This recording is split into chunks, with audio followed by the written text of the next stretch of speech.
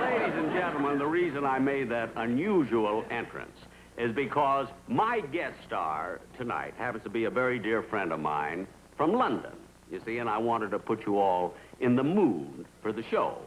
In fact, this morning I had English muffins for breakfast. I made them myself, you know. They were lousy, but I ate them. Gentlemen, here's a friend of mine from London, Max Bygraves.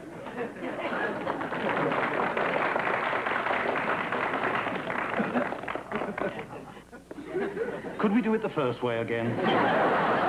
I'm not going to keep introducing you and having you walk up and down in front of the curtain. Because if I'd have wanted that, instead of having you, I would have hired a striptease dancer. You would have? Yes. Now you've got them hating me again.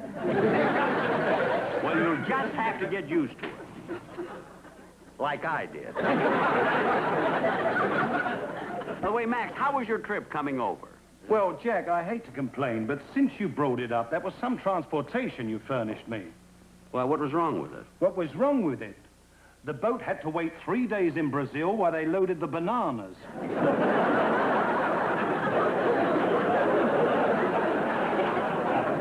Oh, it was a banana boat? All I had to do was bring my own cornflakes. They had the rest.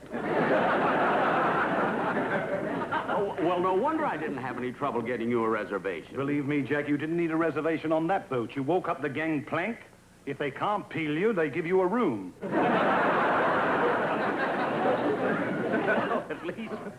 At least you got a room. Yeah, but my manager wasn't so fortunate.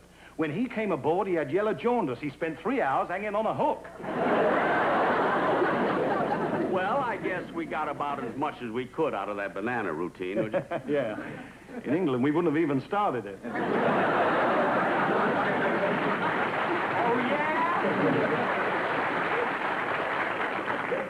Well, Max, now that you're here, that's the important thing. You're here. Now, how are you enjoying your visit here? Oh, yes, I love it. Yes, that's probably because my great-great-grandfather came from America. Oh, really? Is that so? What was his name? Benedict Arnold. Benedict Arnold, the American trader? No, Benedict Arnold, the British hero. Yeah. I don't know. I never thought of it that way. I guess an ocean makes a lot of difference. Especially when you're on a banana boat. Now, Max, you know, you've had quite a spectacular career in Great Britain, you know, in the variety theaters and in the music halls and in the movies. What do you think was the most exciting performance that you've ever given, or where you've ever appeared? Well, Jack, I think I must say it was the night that I appeared for the royal family for a command performance.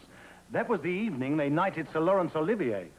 That must have been. I know, that was a thrilling. You know, I've had an experience like that. I remember when the last time I played the Palladium in London, I was invited to Buckingham Palace, and they knighted me, too, you see. You? You were knighted? Yes, certainly. Well, you must know the thrill Sir Laurence had. When he knelt down, they tapped him on the shoulder with the sword, lifted it over his head, and tapped the other shoulder. Is that the way they knighted Olivier? Of course. That's funny. With me, they try to go straight across. You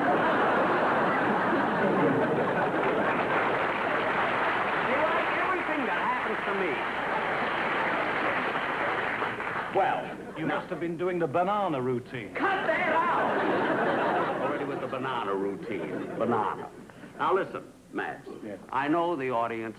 I don't want to keep them waiting any longer. I want you to entertain them. I'm going to leave the stage to you. And I'd like to have you do one number that I always like to see you do in London when you play the Palladium in those places. And that's where you give an imitation of an American singing a popular song. Oh, yes. And I'll be standing in the entrance. Yes, watching. all right. Okay. Okay.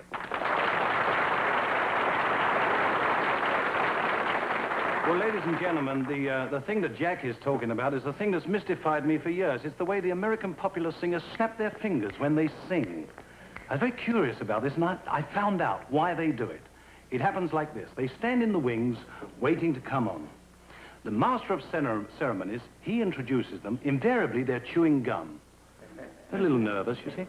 So, as soon as he introduces them, they take the gum out of their mouth, they throw it away, but it doesn't always leave their fingers.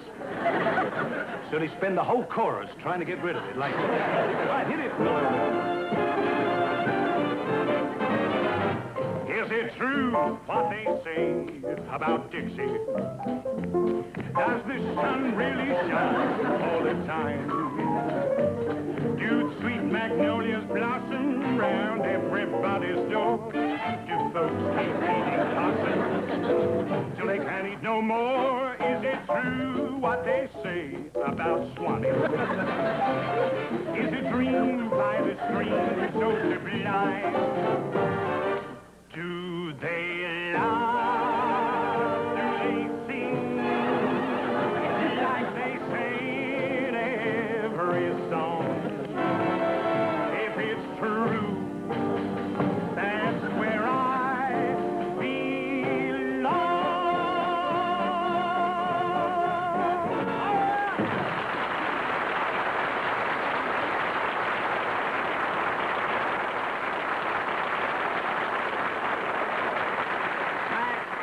That was just great. Now, Max, look, how about doing an encore? I'd love to, yeah. What? All right, now here's the number I'd like to have you do. That song called Underneath the Arches. A now, beautiful that's the, song, beautifully sung. And it's so popular in London. And I want them to... And listen, I like that song so much, I'd like to do it with you. Oh, no, Jack, it's a solo. It's... I know, but I know it. And they want me. They want me to work with you in the thing. Let's do it. You see, they want me to do it with you. Come on. Let's have that. Let's have that.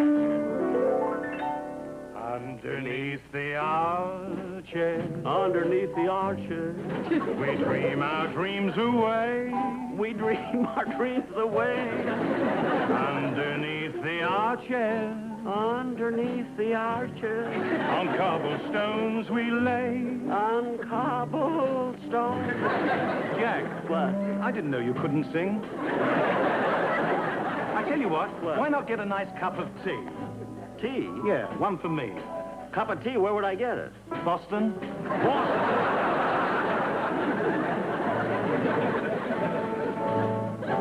Heralding the dawn, sleeping when it's raining, sleeping when it's fine. I hear the train rattling by above. Pavement is my pillow, no matter where I stray.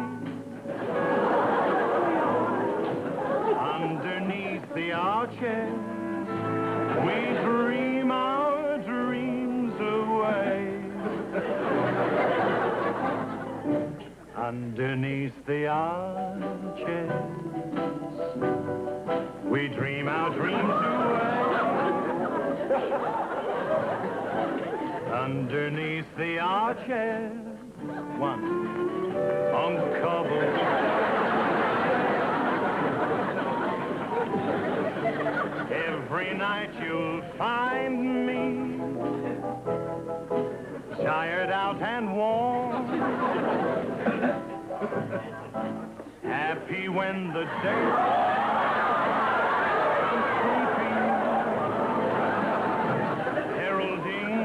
the dawn, sleeping when it's raining, sleeping when it's fine. I hear the trains rattling by above.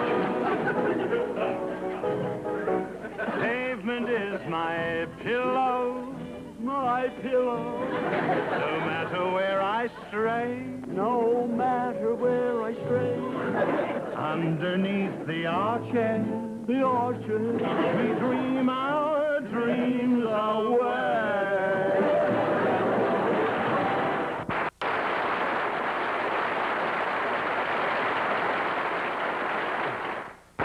Ladies and gentlemen, I must tell you the first time I ever met Max Bygraves. Now, I was in London about 7 or 8 years ago visiting a friend of mine, a Mr. Jock Jacobson, who is connected with, of course, in show business in England. see. Now, we made the rounds of everything. We'd seen all the shows in London. And finally, he says, now, I'm going to take you to a television studio to see a new TV program.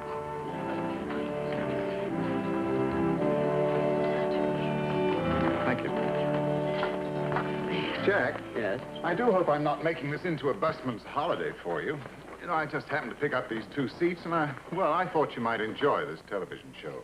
Yes, you know, and then it would give me a chance to compare television in London with television at home in America. By the way, what's the star's name, the fellow starring in this television show? Bygraves, Max Bygraves. Oh, Max? Yeah, he's a new performer. He's only done 3 or 4 programs, but I haven't had a chance to see him myself, but they tell me he's quite good. Oh, good, really. May I have your attention, please? I am the producer of the Max Bygraves show, which will go on just a moment. While we're on the air, we would appreciate your cooperation.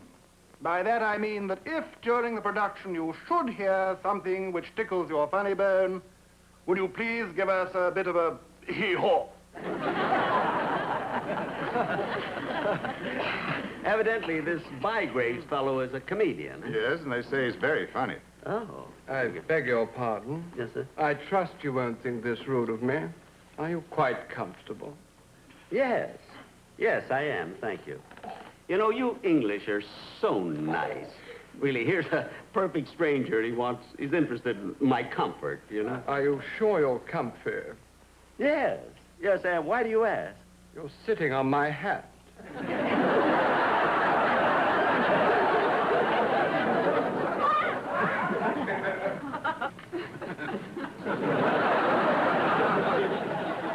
I'm sorry. I didn't know it was there. Thank you. I only wish it had been my umbrella. From our London studios, the Max Bygraves program. And here's the star of the show, Max Bygraves.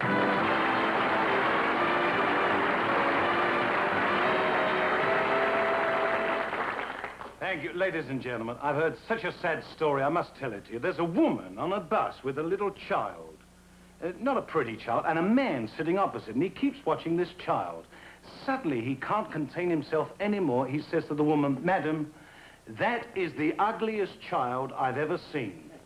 And the woman burst into tears. She cried so much, she had to be put off in the street. A kind old gentleman comes along and he says, "Why are you crying?" He said, "Please, nothing can be as bad as that. Tell me, why are you crying?" So he goes into a bar and he buys her some brandy. He comes back, he said, "Now drink this brandy, you'll feel better." And she said, "No." He says, "Now look, I've just bought you some brandy and I've got some nuts for the monkey."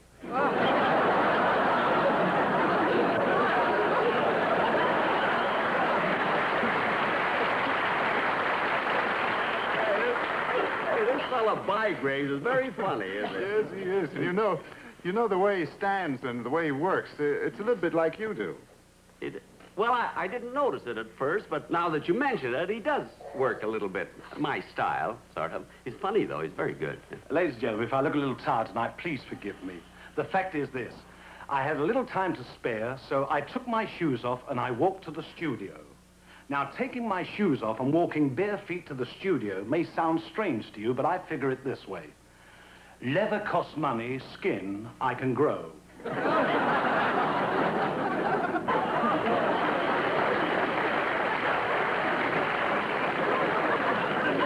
that's very funny. Oh. Yes, but why would he do a cheap, stingy joke like that? That's the kind of stuff I do. By the way, ladies and gentlemen, I have a new wax statue at Madame Tussauds Museum. Now, if you go there, you must see it, except they had a little trouble getting the blue of my eyes. Because my eyes are bluer than the thumb of a cross-eyed carpenter.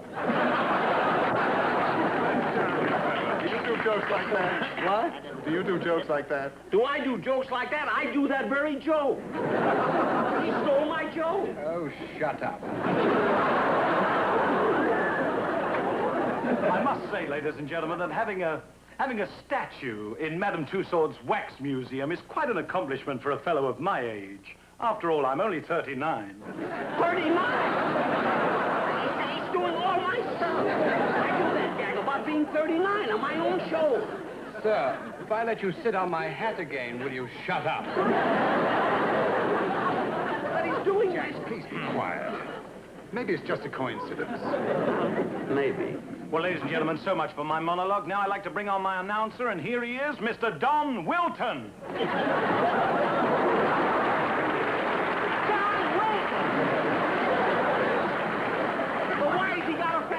I've got a fat announcer on my show. Now, look here, Teddy boy. If you won't be quiet, I'm going to give you a what for with me bumper shoot.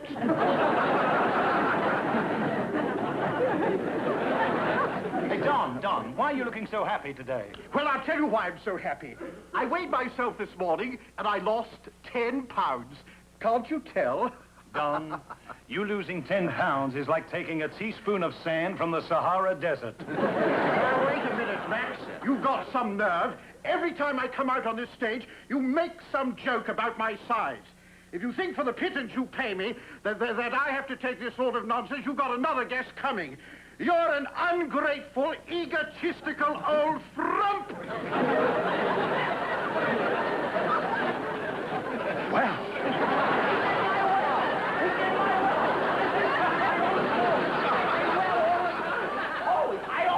Well, Hey, old boy, if you insist upon standing there, do you mind just sort of bowing your legs a bit so that we can see through? I'm not going to bow any. Nobody does it. Now, ladies and gentlemen, may I present my singing star.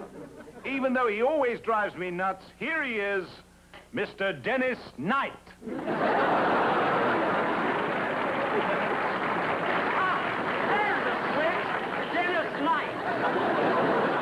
What are you going to sing for us tonight? Frothingham lowered the boom. Frothingham? What became of Clancy? It's a good song. Now, you go ahead, Dennis. Oh, Mr. Bygraves. Hold it, kid. Hold. You wanted on the phone, sir. I can't take a phone call now. I'm in the middle of a show. But it's your butler, sir. He says it's very important. Oh, my butler.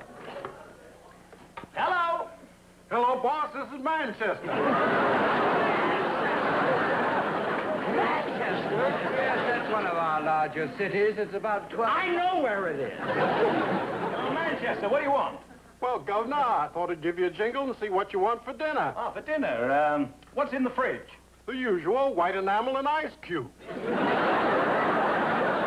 a minute. I stood all of this I'm going to. I'm going up and see him. He's stolen everything from me. I'm going to find out. Well, look, Manchester, I'll talk to you about it when I get home. Goodbye. Goodbye. Well, ladies and gentlemen, what I'd like to sing for you Just now... 1 minute. Just get out of my way here. Now, listen here. Look here, young man. If you think I'm going to let you do a television show here and steal everything from me, my format, my characters, my jokes, you've got another guest coming. Well... You already did that. Cheap jokes, stingy jokes. You do blue eyes jokes, a fat announcer. You got a butler like mine. And another thing, how can you possibly stand on this stage and do a joke about being 39? What joke? I am 39. If you're 39, I'm 40. Now listen here, Bygraves. I stood all I'm going to. I've never seen such outright plagiarism in my life. You stole it.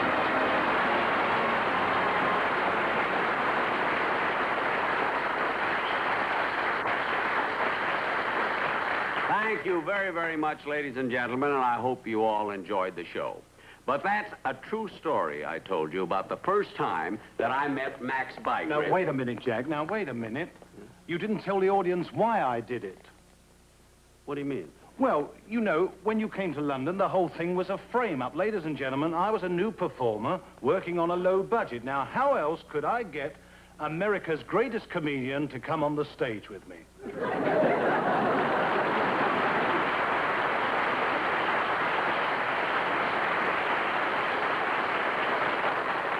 Jack, when I said America's greatest comedian, weren't you supposed to protest and say I'd have the audience hating you?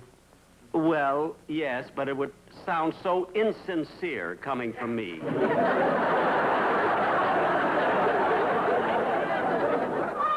Max, we still have a few seconds. Shall we? Why not? Pavement is our pillow. no matter where we stray. Underneath the arches, we'll dream our dreams away.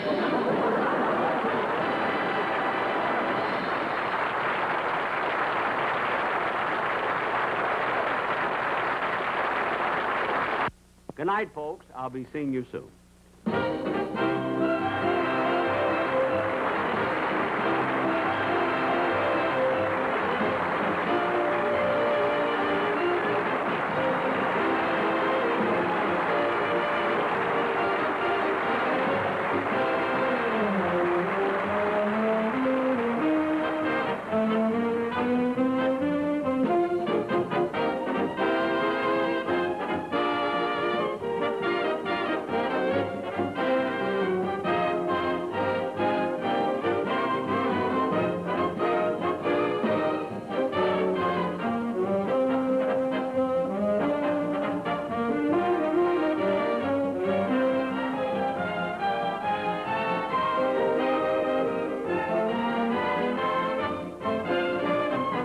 Saturday afternoon at 1 Eastern, Preston Foster and John Ireland star in I Shot Jesse James on Saturday at the Westerns.